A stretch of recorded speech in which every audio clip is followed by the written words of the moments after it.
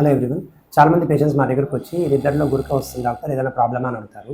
ఈ గురక వచ్చే వాళ్ళలో జనరల్గా ఏం జరుగుతుందంటే, నిద్రపోయినప్పుడు ఈ నెక్ దగ్గర లోపల ఎయిర్వే క్లోజ్ అవుతుంది. దానివల్ల బ్లడ్లో ఆక్సిజన్ లెవెల్స్ ఫ్లక్చువేట్ అవుతాయి. ఇలా దీర్ఘకాలికంగా వెళ్ళడం వల్ల కొన్ని లైఫ్ రిస్క్స్ ఉంటాయి. ఏవి అంటే వీళ్ళలో షుగర్ వచ్చే ఛాన్స్ కానీ, బ్లడ్ ప్రెషర్ హై వచ్చే ఛాన్స్ కానీ పెరుగుతాయి. దీంతోపాటు మెమరీ లాస్, చేస్తున్న వర్క్ మీద కాన్సన్ట్రేషన్ లేకపోవడం, ఈ గురక వల్ల రాత్రి నిద్ర సరిగ్గా ఉండదు. సో డే టైంలో డ్రౌజినెస్ ఉండడం, ఎక్సెసివ్ స్లీప్ ఉండడం జరుగుతుంది.